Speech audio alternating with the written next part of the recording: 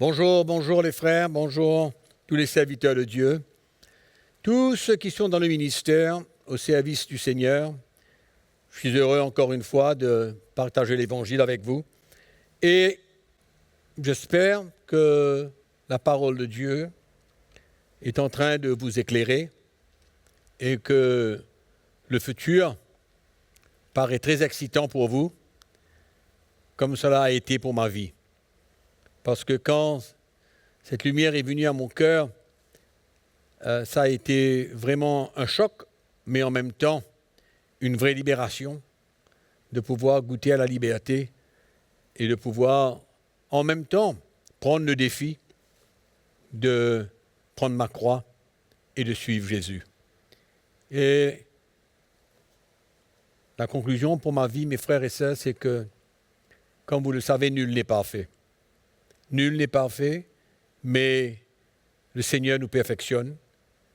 On grandit spirituellement et on marche de plus en plus dans la victoire.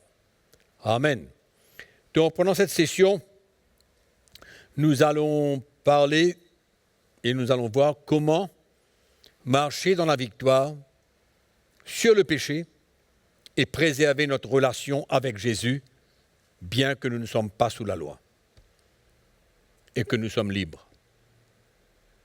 Comme je l'ai dit tout à l'heure dans la dernière session, comme quoi beaucoup de pasteurs se posent la question, comment faire?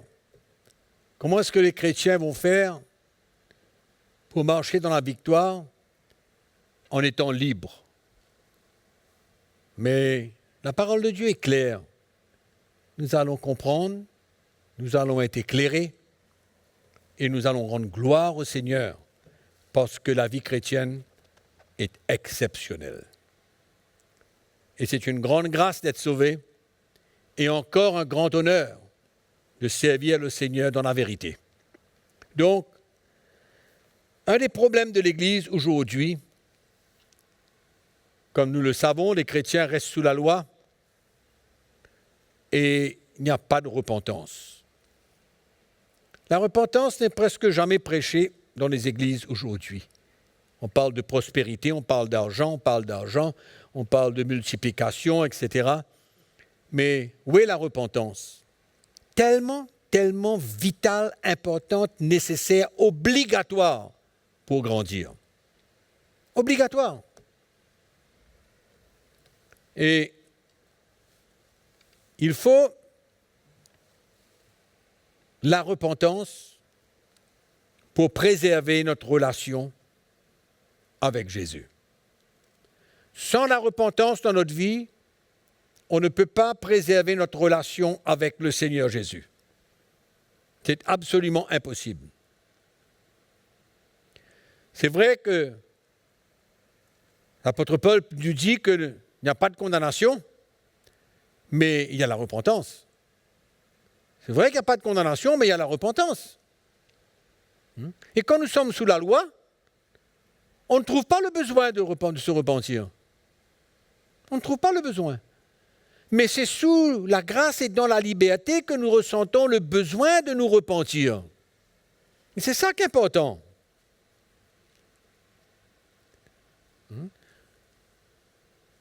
Mes frères, le péché nous écrase, le péché nous condamne, le péché nous brise. Mais quand il y a de la repentance, il y a de la réparation. Il y a la restauration. C'est ça que je voudrais vous parler. La chrétienté, elle n'est pas une vie permanente dans le péché. Mais elle n'est pas aussi une vie parfaite.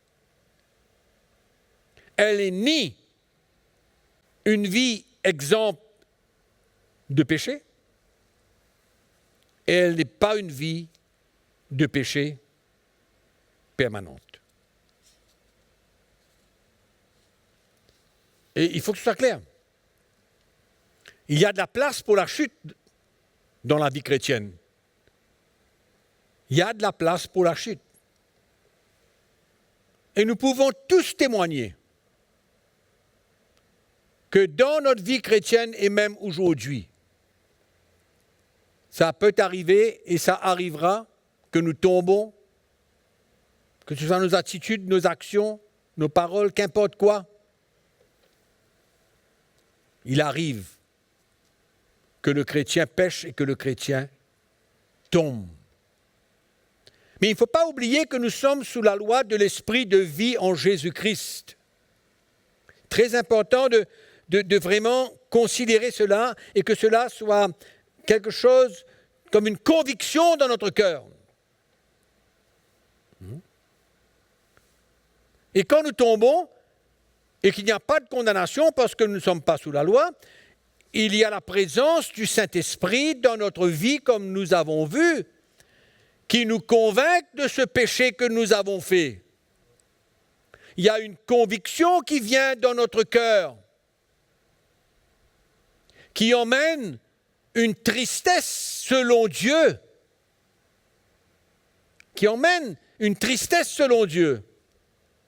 un brisement qui nous emmène à la repentance. Voilà la vie chrétienne de tous les jours.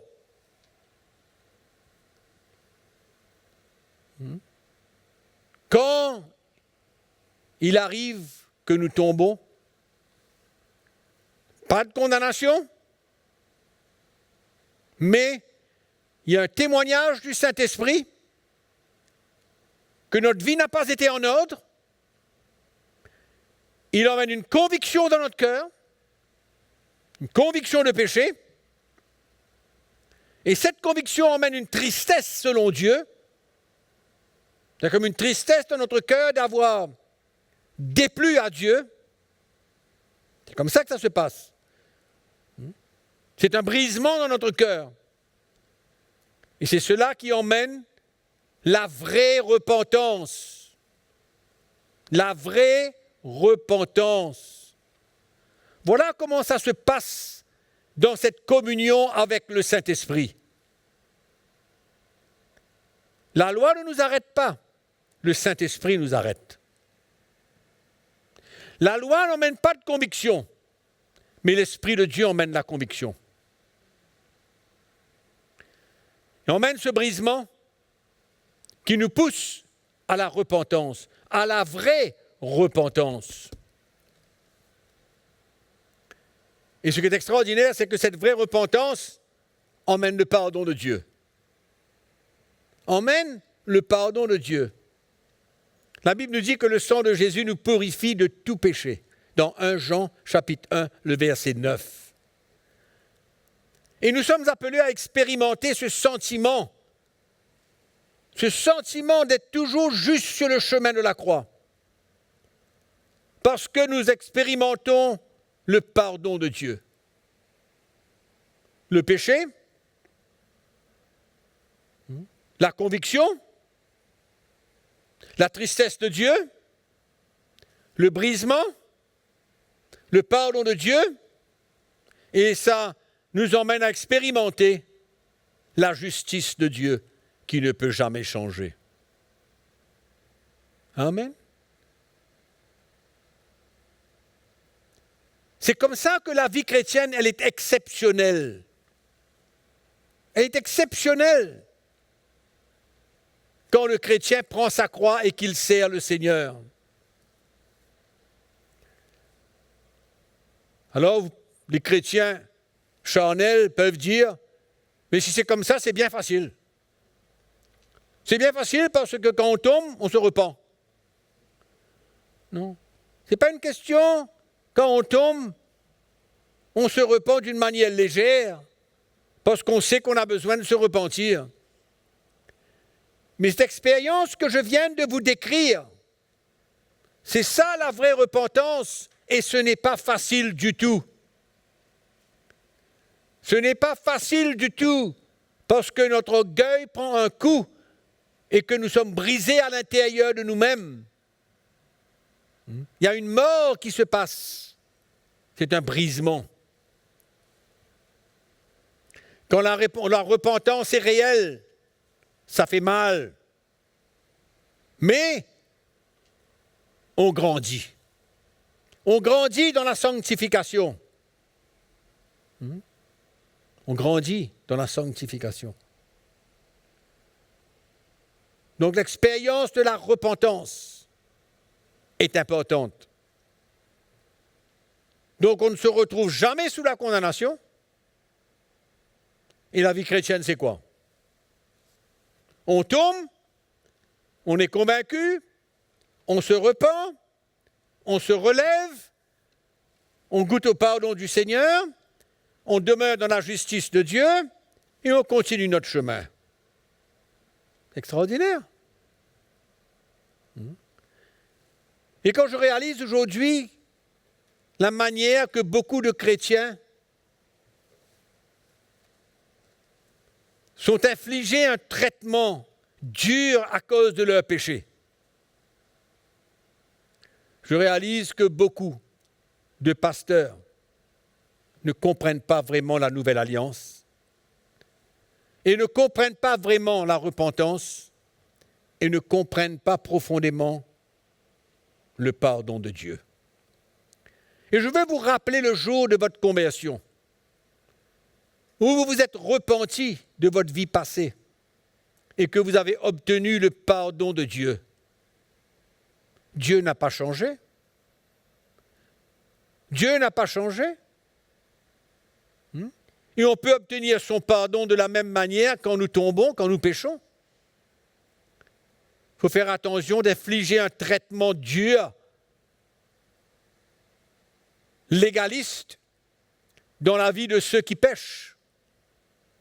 Parce que si quelqu'un, un chrétien, ou un pasteur, ou un serviteur de Dieu, se repent de son péché, et que c'est une vraie repentance, il va goûter au pardon de Dieu. Et le pardon de Dieu efface toute chose. C'est pourquoi, quand on comprend la profondeur du pardon de Dieu, on n'inflige pas un mauvais traitement aux chrétiens qui tombent et qui ont passé à côté. Non. C'est ça la beauté de la chrétienté, la profondeur de la nouvelle alliance. Il n'y avait pas ce genre de vie sous l'ancienne alliance. Il y avait la loi, il y avait le brisement de la loi et il y avait la condamnation. Voilà ce que c'était. Mais la nouvelle alliance, elle est glorieuse. La nouvelle alliance est une expérience extraordinaire. Quand on sort de sous le régime de la loi et on prend sa croix. Un chrétien qui prend sa croix et suit le Seigneur, il va goûter à la conviction du péché. Il va être convaincu par le Saint-Esprit. Il goûtera à la vraie repentance. Il comprendra ce que c'est que le pardon de Dieu.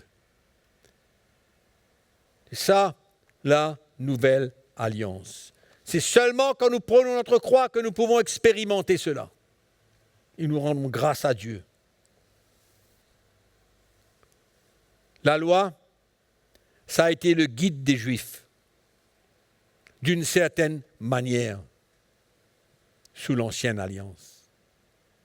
Mais sous la nouvelle alliance, c'est le Saint-Esprit qui est notre guide.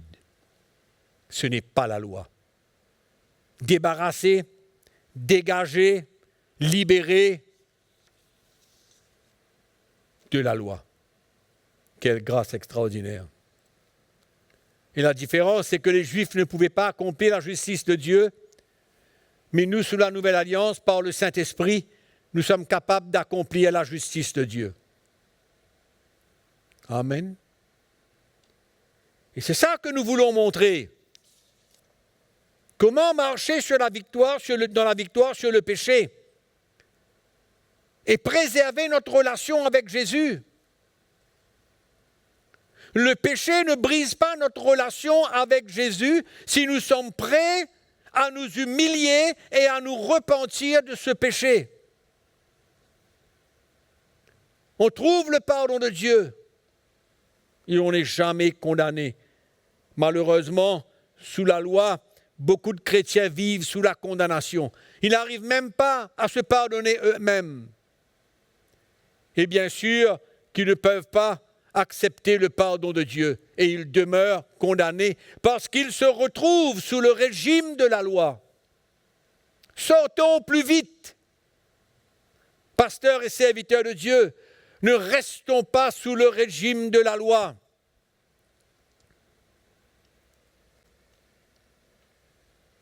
Relisez Romains chapitre 8, verset 2 jusqu'au verset 5. Vous verrez la victoire sur le péché et comment nous pouvons accomplir la justice de Dieu sous la nouvelle alliance.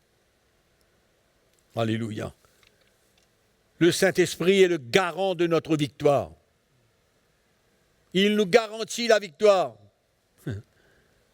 C'est pourquoi permettons au Seigneur de renverser les raisonnements. Ces lois à laquelle nous sommes attachés et que nous imposons dans la vie des chrétiens. Arrêtons. La loi a été clouée à la croix. C'est pourquoi je dis toujours que l'échange est profitable pour chacun d'entre nous. Amen. Donc nous avons vu la loi des 10 commandements, je dois dire, je crois, en détail, et comment nous avons été libérés et que nous ne pouvons pas nous retrouver sous ce régime encore une seule seconde. Mais qu'en est-il de la loi lévitique? Nous savons qu'elle fut donnée par Dieu parce que le peuple de Dieu ne pouvait pas marcher en obéissance à la loi des 10 commandements.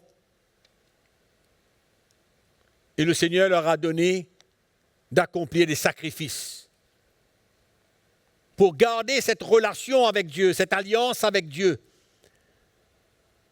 La première, vous vous souvenez que l'alliance que Dieu a faite avec le peuple d'Israël, c'était dans Exode chapitre 19, versets 4 à 6, où il a donné les lois, les commandements. Et comme ils ne pouvaient pas suivre les commandements, il leur a donné les lois, la loi lévitique, les sacrifices, les sacrificateurs, des ordonnances, des préceptes à accomplir pour garder l'alliance. Parce qu'ils avaient d'une manière ou d'une autre brisé cette alliance. Mais Dieu voulait garder cette alliance. Donc il leur a donné la loi lévitique.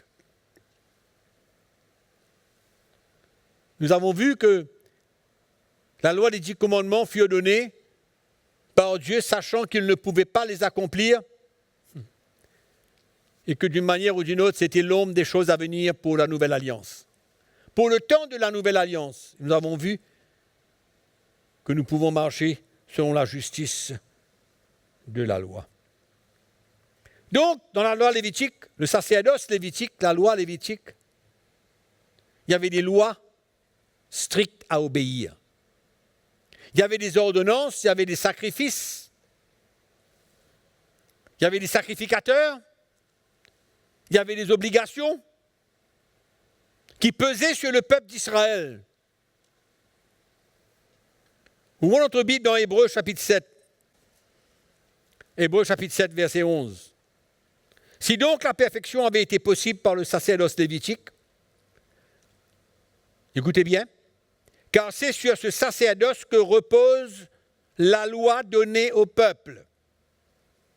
C'est sur le sacerdoce lévitique que repose la loi donnée au peuple. Je ne parle pas de la loi des 10 commandements, nous parlons des lois lévitiques, des obligations, les sacrifices, etc. Donc, si la perfection avait été possible par ce sacerdoce, était-il encore nécessaire qu'il paraisse un autre sacrificateur? Un autre. Selon l'ordre de Melchisédek, et non selon l'ordre d'Aaron.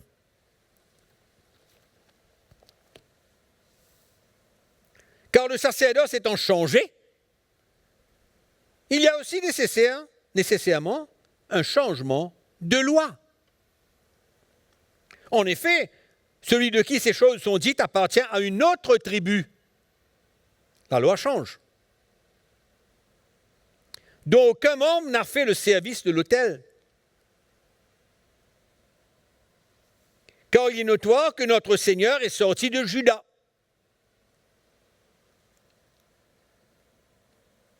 Et non pas de la tribu de Lévi. La tribu de Juda, tribu dont Moïse n'a rien dit pour ce qui concerne le sacerdoce. Cela devient plus évident encore quand il paraît un autre sacrificateur, à la ressemblance de Melchisédek, institué non pas d'après la loi d'une ordonnance charnelle, nous allons expliquer cela, mais selon la puissance d'une vie périssable. Nous allons expliquer, selon la puissance d'une vie périssable, quand ce témoignage lui est rendu. Tu es sacrificateur pour toujours, parlant de Jésus, selon l'ordre de Melchisédek. Il y a ainsi abolition d'une ordonnance antérieure à cause de son impuissance et de son inutilité. De son impuissance et de son inutilité. Inutilité sous la nouvelle alliance, pas sous l'ancienne. Car la loi n'a rien amené à la perfection. Et introduction d'une meilleure espérance par laquelle nous nous approchons de Dieu. Verset 20. Et cela n'a pas eu lieu sans serment, car les Lévites sont devenus sacrificateurs sans serment. Mais Jésus l'est devenu avec serment, par celui qui lui a dit, le Seigneur a juré et il ne se repentira pas. Tu es sacrificateur pour toujours, selon l'ordre de Melchisédek. Verset 22, on va s'arrêter là. Jésus est par cela même le garant d'une alliance plus excellente. Amen. L'auteur du livre des Hébreux, vous savez qu'il parle aux Juifs convertis, qui étaient attachés au judaïsme, attachés aux lois lévitiques, attachés. Nous avons dit comment, dans la première Église, le judaïsme était quelque chose de très prenant, très fort, très profond dans la vie de la première Église. Et l'auteur ici va nous démontrer l'inutilité du sacerdoce lévitique. L'inutilité de ces lois qui reposaient sur le sacerdoce lévitique. Les lois qui étaient attachées au sacerdoce lévitique.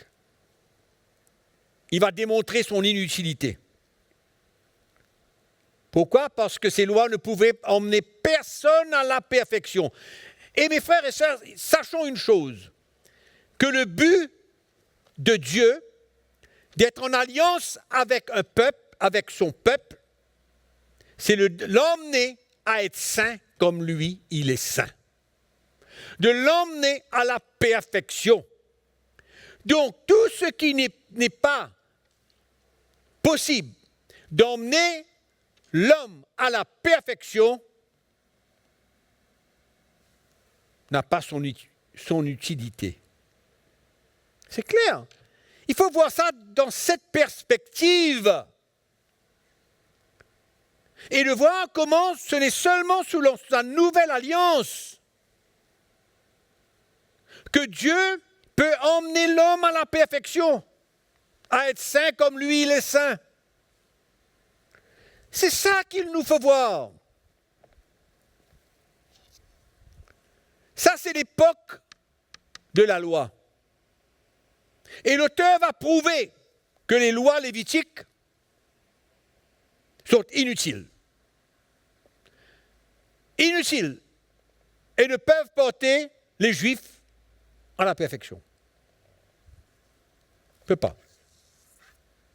C'est pourquoi nous avons besoin de regarder à la nouvelle alliance et de nous attacher à la nouvelle alliance. Et de comprendre, comme nous avons souvent dit, que l'ancienne alliance avec les Juifs était pour un but et pour un temps. Pour un but et pour un temps. Donc, quelle est la chose que nous voyons en premier?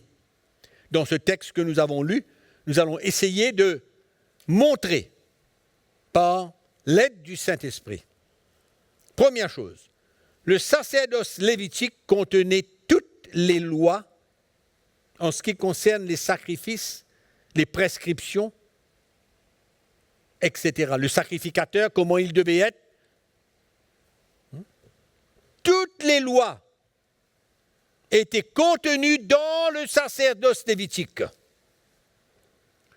Toutes les lois de l'Ancien Testament sous le sacerdoce lévitique. Voilà ce que nous avons besoin d'accepter et de comprendre premièrement. Quand il s'agit des sacrifices, des prescriptions, des obligations du sacrificateur, etc. Toutes ces lois étaient contenues dans le sacerdoce lévitique. Et nous pouvons analyser plus tard quelles sont ces lois. Et la question pourrait se poser, est-ce que nous pratiquons ces lois aujourd'hui?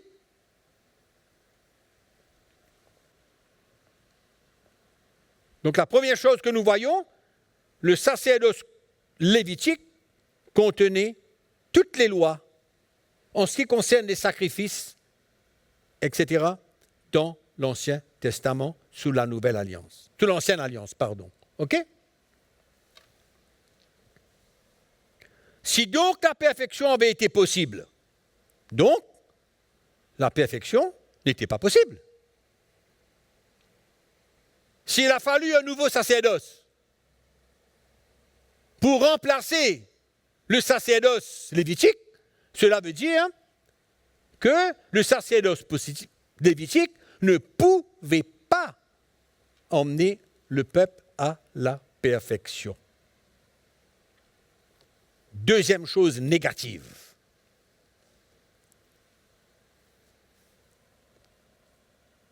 Était-il encore nécessaire qu'il paraisse un autre sacrificateur selon l'ordre de Melchisédek? Donc on est en train de comprendre là qu'il y a un nouveau sacrificateur qui va entrer en jeu. Le sacerdoce lévitique va être remplacé par un sacerdoce selon l'ordre de Melchisédek. Pourquoi? Parce que le sacerdoce lévitique ne pouvait pas emmener l'homme à la perfection et à rencontrer son Dieu et à vivre comme Dieu le veut. Donc il fallait un changement de sacerdoce. Qu'est-ce que ça veut dire? Un changement de sacerdoce veut dire quoi? Un changement de sacrificateur. Voilà ce que ça veut dire. On change de sacrificateur. Donc si on change de sacrificateur, le sacerdoce est annulé. C'est clair. Si on en change de sacrificateur, le sacerdoce est annulé.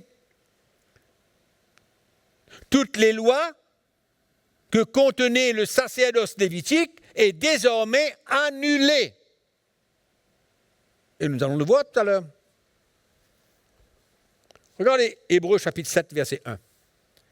En effet, ce Melchisédek était roi de Salem, sacrificateur du Dieu Très-Haut. Il alla au-devant d'Abraham lorsqu'il revenait de la défaite des rois, il le bénit, et Abraham lui donna la dîme de tout. Il est d'abord roi de justice, d'après la signification de son nom.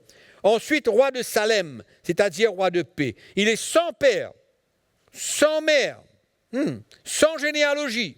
Il n'a ni commencement les jours, ni fin de vie, mais il est rendu semblable au Fils de Dieu, ce Melchisédek demeure sacrificateur à perpétuité. Amen. Melchisédek était la figure de Christ. C'est pourquoi le sacerdoce change. Il y a un nouveau sacerdoce, un sacerdoce selon l'ordre de Melchisédek. C'est-à-dire que c'est Jésus qui va devenir le nouveau sacrificateur. Il va venir le nouveau sacrificateur. OK? Le sacerdoce change, la loi change. On a vu là. Quand le sacerdoce étant changé, il y a aussi nécessairement un changement de loi. On va voir qu'est-ce que c'est que ce changement de loi. Hein? Il y avait une loi dans l'Ancienne Alliance pour établir un sacrificateur. Oui ou non? Sous l'Ancienne Alliance, ce n'était pas n'importe qui était un sacrificateur. Il avait besoin de venir de la tribu de Lévi. De la tribu de Lévi. Mais maintenant, qu'est-ce que la Bible dit? En effet, ce changement de loi, c'est quoi? En effet, celui de qui ces choses sont dites appartient à une autre tribu. Amen. Jésus, le nouveau sacrificateur, selon l'ordre de Melchisédek, la Bible vient dire, il n'appartient pas à la tribu de Lévi, mais il appartient à la tribu de Juda. Il y a un problème. Donc la loi change, parce que personne d'autre ne pouvait devenir un sacrificateur sous l'ancienne alliance s'il ne venait pas de la tribu de Lévi. Donc la loi change. Jésus vient, qu'est-ce qui se passe? Il vient d'une autre tribu, la tribu de Juda. Donc il y a un changement de loi, puisque le sacerdoce change, il y a un changement de loi. Pourquoi? Parce que Jésus ne peut pas venir de la tribu de Lévi suite à d'autres sacrificateurs qui étaient venus avant lui sous la loi. C'était impossible. C'est ça qu'il dit dedans. En effet, celui de qui ces choses sont dites appartient à une autre tribu, dont aucun membre n'a fait le service de l'autel. Aucun autre membre de la tribu de Lévi. Car il est notoire que notre Seigneur est sorti de Juda, tribu dont Moïse n'a rien dit pour ce qui concerne le sacerdoce. Amen. Rien. Donc, Jésus va devenir le sacrificateur, non selon la loi. La loi a changé. Non selon la loi.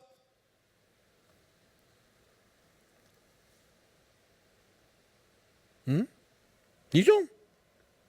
Cela devient plus évident encore quand il paraît un autre sacrificateur à la ressemblance de Melchisédek, institué non d'après la loi, d'une ordonnance charnelle. Non selon la loi. Comment est-ce que comment quelqu'un de la tribu de Lévi devenait sacrificateur? C'était selon une succession de père en fils. Quand le père mourait, c'était le fils qui devenait sacrificateur. C'était ça la loi. La loi de ce sacerdoce. C'est pourquoi la Bible nous dit maintenant, il est notoire que le Seigneur est sorti de Juda, tribu dont Moïse n'a rien dit.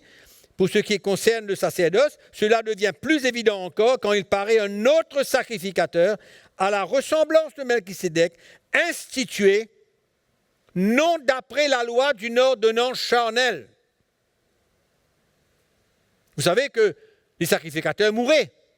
Quand ils mouraient, ils étaient remplacés. Mais ici, il dit institué non d'après la loi d'une ordonnance charnelle, mais selon la puissance d'une vie impérissable. Selon la puissance d'une vie impérissable, indestructible. C'est-à-dire que par la résurrection, Jésus vit éternellement. Il vit éternellement. Donc ce nouveau sacerdoce va être basé sur une vie impérissable. Selon la tribu de Lévi, il mourait, était remplacé. Mais là maintenant, Jésus devient le souverain sacrificateur. Souverain sacrificateur. Et il dit, selon la puissance d'une vie impérissable, car ce témoignage lui est rendu. Tu es sacrificateur pour toujours. Pour toujours. Éternel. Selon l'ordre de Melchisédek. Amen. C'est clair. Ce changement de sacerdoce est clair. Il y avait un qui était selon la loi. L'autre, maintenant, il est selon la puissance d'une vie périssable. Impérissable. Une vie impérissable. Éternelle, pour toujours. Donc la loi change. Tout change. Le sacerdoce lévitique est enlevé. Il y a un nouveau sacerdoce qui prend effet. Comme ayant Jésus comme souverain sacrificateur. Regardez le chapitre 8, le verset 4, avant qu'on retourne là dans le texte. S'il était sur la terre, il ne serait même pas sacrificateur, puisqu'ils là sont ceux qui présentent les offrandes selon la loi.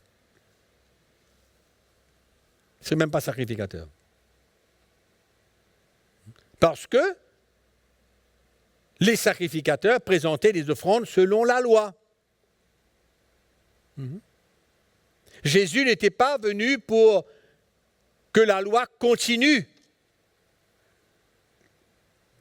mais il est venu comme souverain sacrificateur.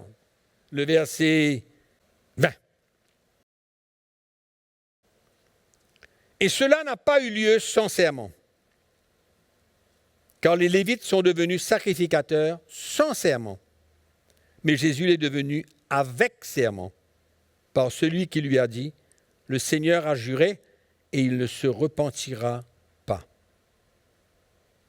Le Seigneur a juré, il a fait un serment et il ne se repentira pas. En d'autres mots, il n'y aura pas d'autre sacrificateur. Amen. Depuis le début de la nouvelle alliance, Jésus est devenu le souverain sacrificateur pour toujours. Il n'y aura aucun changement comme cela était dans l'Ancien Testament sous la Nouvelle Alliance. Dieu a fait un serment que cela serait comme cela, pour toujours. Cela serait pour toujours. Jésus va demeurer le souverain sacrificateur avec le serment de Dieu. Amen. Mais les Lévites, non. La Bible nous dit que les Lévites sont devenus sacrificateurs sans serment. C'était une suite. Un mourait, l'autre venait. C'était selon la loi. Et maintenant, nous voyons que par la nouvelle alliance, Jésus devient le souverain sacrificateur. Donc l'ancien sacerdoce lévitique est enlevé complètement. Et le verset 18 vient nous le confirmer. Il y a ainsi abolition ou alors annulation d'une ordonnance antérieure à cause de son impuissance et de son inutilité, car la loi n'a rien emmené à la perfection. Voilà, la loi n'a rien emmené à la perfection. Elle est inutile, ce sacerdoce devient inutile, impuissant, ne pouvant emmener personne à la perfection. Mais maintenant, il y a une autre introduction. Il y a une introduction d'une meilleure espérance par laquelle nous nous approchons de Dieu. Amen. Donc, c'est un sacerdoce complètement différent, établi par le Seigneur Jésus-Christ quand il a versé son sang à la croix. Et le verset 22 vient nous dire que Jésus est le garant d'une alliance plus excellente. Pourquoi? À cause du serment fait par Dieu. Quand Dieu a fait un serment, il ne change pas. C'est pourquoi Jésus a été établi souverain sacrificateur et il est maintenant le garant d'une alliance. C'est ça qu'il dit, plus excellente. Une alliance qui va demeurer, qu'il n'y aura pas de changement. Et dans le livre des Hébreux au chapitre 8, le verset 7, on lit le verset 6 en premier, mais maintenant, il a obtenu un ministère d'autant supérieur qu'il est le médiateur d'une alliance plus excellente qui a été établie sur des meilleures promesses. Amen. Il est devenu médiateur de la nouvelle alliance au travers du sang qu'il a versé à la croix. Amen. Donc il est le garant de la nouvelle alliance. Il établit un nouveau sacerdoce selon l'ordre de Melchisédek et il est le médiateur d'une nouvelle alliance par le sang qu'il a versé à la croix. Amen. La Bible nous dit que la loi établissait des hommes faibles.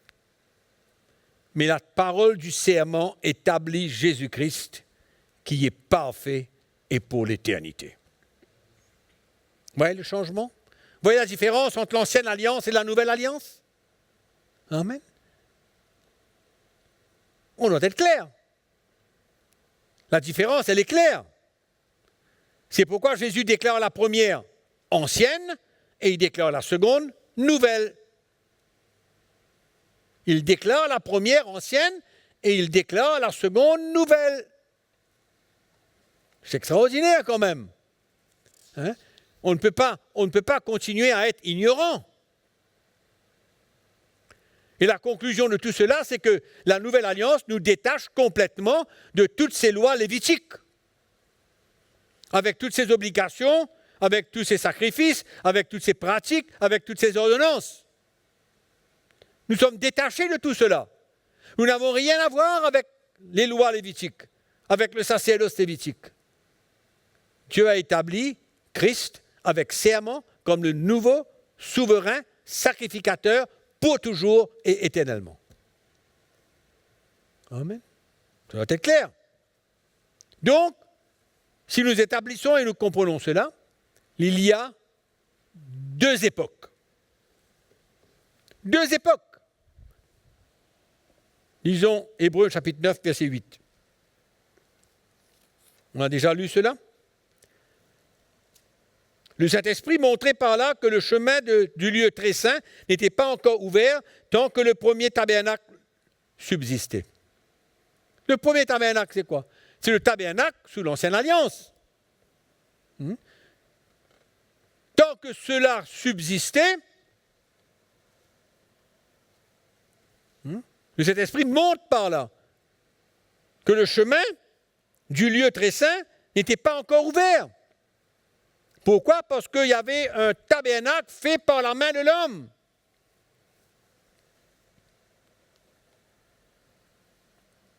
C'est un symbole pour le temps présent. Il signifie que les dons et sacrifices présentés ne peuvent rendre parfait sous le rapport de la conscience celui qui rend ce culte. Ils étaient avec les aliments, les boissons, les diverses ablutions, les ordonnances charnelles, imposées seulement jusqu'à une époque de réformation. Deux époques. Amen.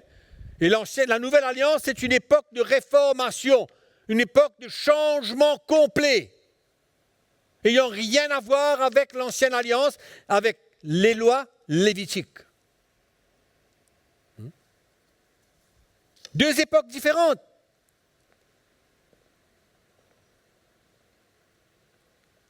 Il y a deux lois. Nous avons vu qu'il y a un changement de loi. Nous avons bien compris cela. Et rappelez-vous dans Romains chapitre 8, verset 2, comment la loi de l'esprit de vie en Jésus-Christ nous a affranchis de la loi du péché et de la mort. En même temps. Donc il y a deux époques, il y a deux lois, il y a deux alliances. Il y a deux alliances, il y a deux régimes. Il y a le régime de la loi et le régime de la grâce. Tout est différent. On sort du régime de la loi, on entre dans le régime de la grâce. On sort d'une époque de l'ancienne alliance sous la loi et on entre dans une nouvelle époque de la nouvelle alliance sous la grâce. Amen. Il y a deux régimes, il y a deux esprits. Il y a l'esprit de l'ancienne alliance et il y a l'esprit de la nouvelle alliance. Si vous voulez voir ça, vous allez lire un petit peu dans les livres des Corinthiens. C'est très bien expliqué par l'apôtre Paul. Il y a deux sacerdoces, nous venons de les voir. Il y a deux styles de vie. Deux styles de vie. Si vous lisez dans le livre des Galates au chapitre 4, si vous lisez bien,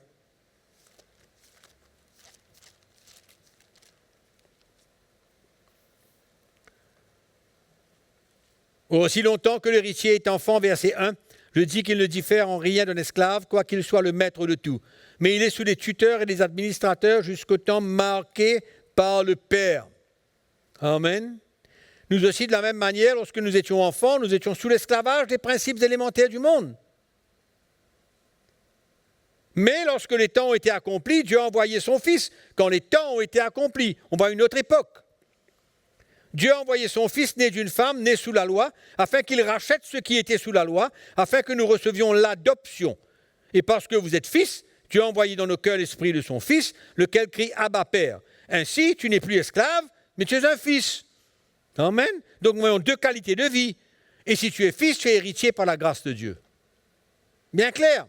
Deux styles de vie. Donc nous voyons que tout est différent entre l'ancienne alliance et la nouvelle alliance.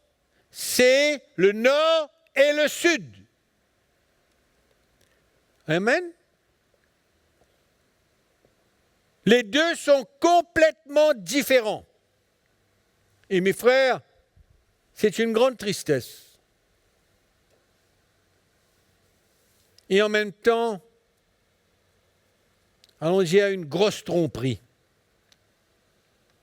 De voir les pasteurs encourager les chrétiens à se tourner vers les lois du judaïsme. Même aujourd'hui, dans le temps où nous vivons, il y a un mouvement pour fêter les lois juives.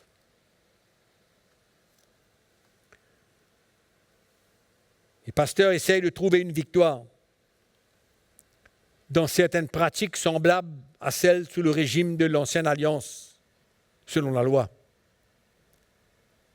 Ils essayent d'essayer de trouver une technique quelque part dans l'ancienne alliance.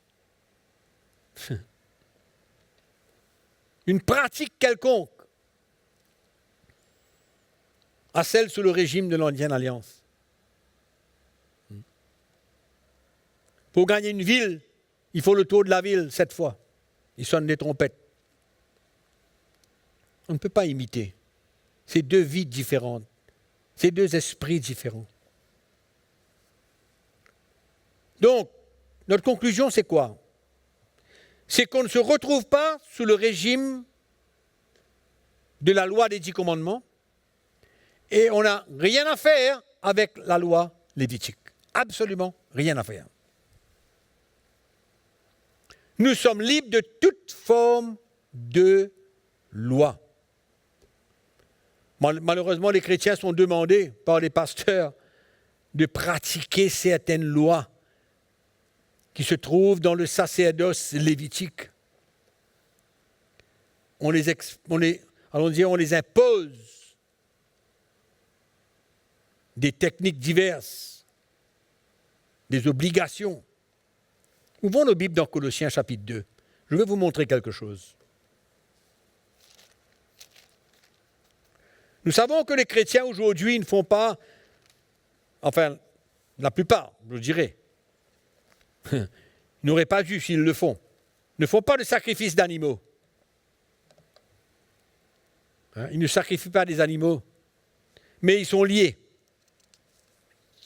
par certaines lois du sacerdoce lévitique. Je veux retrouver ici ce que nous avons développé un petit peu en parlant de la loi des 10 commandements. Nous avons développé certaines choses à laquelle nous sommes morts. Nous sommes morts à cette loi. Nous avons vu ça dans le livre des Romains au chapitre 7. Mais dans Colossiens chapitre 2, lisons à partir du verset...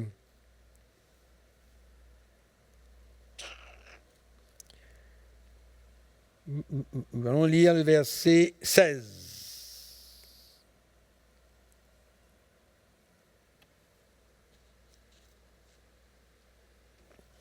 Que personne donc ne vous juge au sujet du manger ou du boire ou au sujet d'une fête, d'une nouvelle lune ou des sabbats. C'était l'ombre des choses à venir, mais le corps est en Christ. Que personne, sous une apparence d'humilité, par un culte des anges, ne vous ravisse à son gré le prix de la course. Tandis qu'il s'abandonne à ses visions, il est enflé d'un vain orgueil par ses pensées charnelles, sans s'attacher au chef, dont tout le corps assisté est solidement assemblé par des jointures et des liens, tient l'accomplissement que Dieu donne. Le verset 20. Si vous êtes morts avec Christ aux principes élémentaires du monde, pourquoi, comme si vous viviez dans le monde, vous impose-t-on ces préceptes?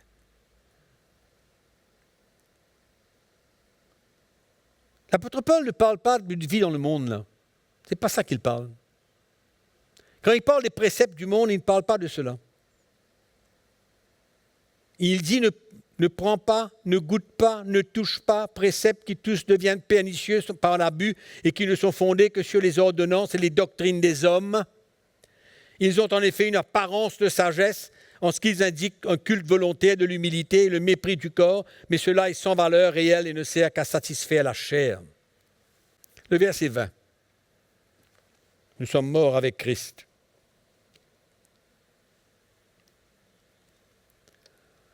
Mort à ces principes élémentaires du système de ce monde.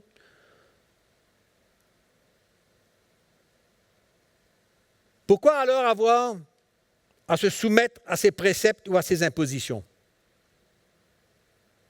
Paul dit que personne ne vous éloigne de votre foi par les moyens de philosophie,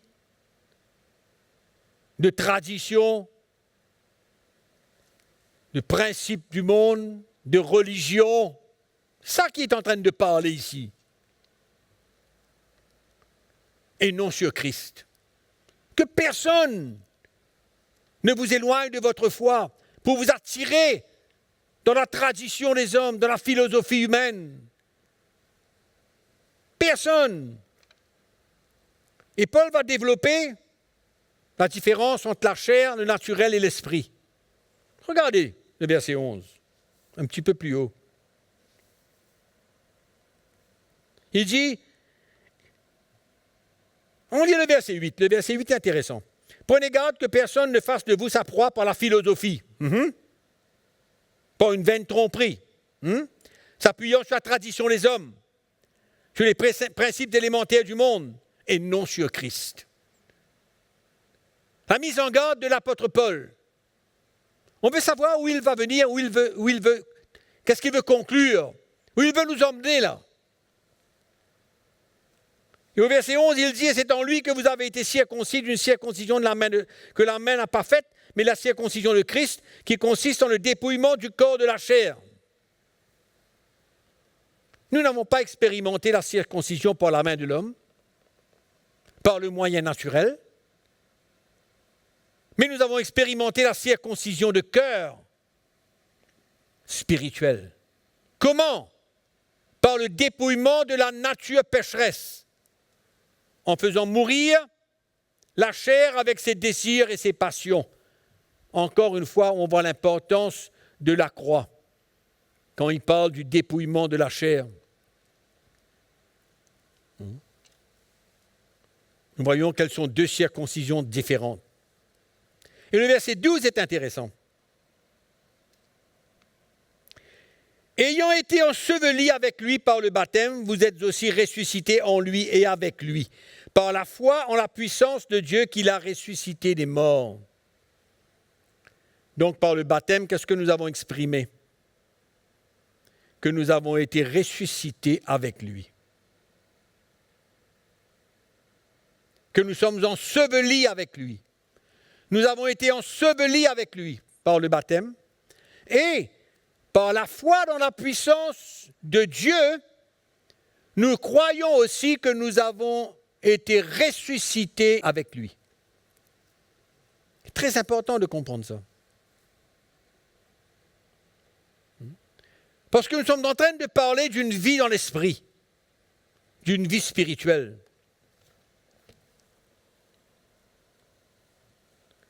Et sa conclusion, que personne ne vous juge au sujet du manger, du boire. Il est en train de parler encore de la même chose, là, de la philosophie, de la vaine tromperie, la tradition des hommes, etc., etc., etc.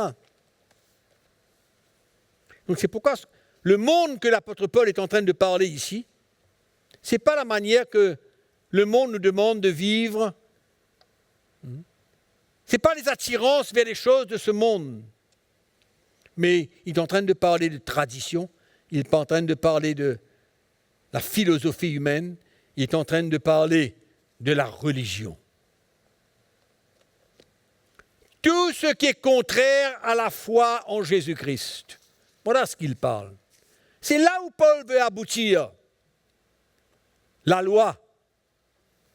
Ne pas se soumettre aux demandes de la loi juive de l'Ancien Testament. Il fait la comparaison. Mais nous vivons par la foi et dans la soumission et dans l'obéissance au Saint-Esprit. Et pour terminer, regardez comment est-ce qu'il commence le chapitre 3. Si donc vous êtes ressuscités avec Christ. Hein?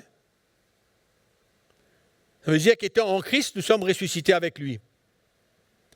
Donc, ne cherchons pas les choses que le monde nous demande, que la tradition nous demande, que la religion nous demande, que la philosophie humaine nous demande.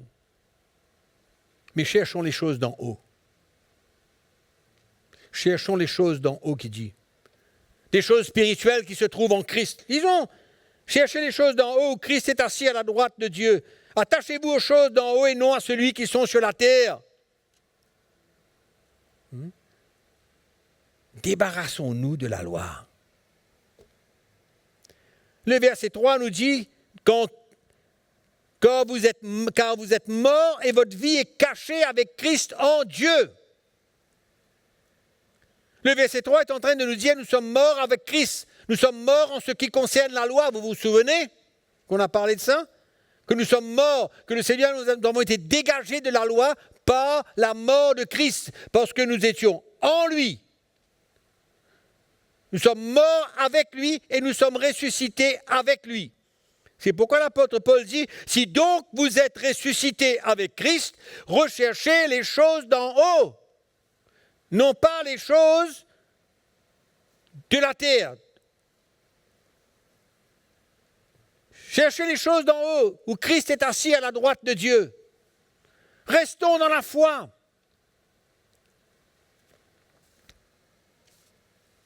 C'est pourquoi ce verset, ce n'est pas les finances, ce n'est pas les richesses matérielles que Paul est en train de nous parler ici. Pas du tout. Paul ne se réfère pas à ces choses-là ici. Il parle de la libération de la loi du judaïsme pour nous permettre d'être libres et de ne pas être emprisonnés par des préceptes sans valeur. Aujourd'hui, les lois lévitiques, les préceptes et les ordonnances sont sans valeur pour nous sous la nouvelle alliance. Ne nous laissons pas embêter, piéger, tromper par la philosophie humaine, par la tradition des hommes, par la religion ou par toute autre chose du ci-bas de ce monde. L'influence des hommes qui veulent nous éloigner de notre foi. Restons attachés à Jésus. Que les chrétiens, je termine en disant, je prie que les chrétiens cessent de se laisser tromper en se laissant imposer les lois du judaïsme. Et vous serez étonnés de voir que beaucoup de chrétiens aujourd'hui, nous allons essayer de mentionner certaines choses dans la prochaine session, que beaucoup de chrétiens sont influencés et vivent sous certaines lois lévitiques qui ne valent absolument rien, qui mettent un fardeau sur leur vie plutôt qu'autre chose. Ça ne sert à rien, elles sont inutiles, elles n'emmènent personne à la perfection. C'est pourquoi l'apôtre Paul nous dit, vous êtes morts en Christ, vous êtes ressuscités en Christ, cherchez les choses d'en haut, restez attachés au Seigneur et ne vous laissez pas tromper par les choses de ce monde, par les influences de la religion, de loi, de tradition, mais demeurez en Christ. Séparez-vous. Encore une fois, qu'est-ce que nous voyons? L'apôtre Paul est en train de nous dire « assez, ça suffit, soyez libres de toute forme de loi, ne vous laissez pas influencer, diriger par la philosophie humaine. » Il y a beaucoup d'explications aujourd'hui pour emmener les chrétiens à suivre certaines lois du judaïsme. Beaucoup d'explications. Il y a une tendance aujourd'hui. Ne nous laissons pas tromper. Ce sont des choses de la terre. Ce sont des choses de ce monde. Elles n'ont plus aucune valeur. Elles sont inutiles. Ma prière, mes frères, c'est que l'Évangile, le Saint-Esprit puisse sceller dans nos cœurs la révélation de la nouvelle alliance et qu'elle soit forte dans notre cœur et que nous puissions nous débarrasser de certaines choses qui nous gardent encore captifs et que nous imposons sur le peuple de Dieu qui ne mérite pas cela. Nous avons besoin de saisir la lumière de l'Évangile. Que le Seigneur vous bénisse et on se retrouve pour la prochaine session, la session 5. Entre-temps, que la grâce du Seigneur vous accompagne et que vous soyez bénis et encouragés. Amen. Merci et à la prochaine.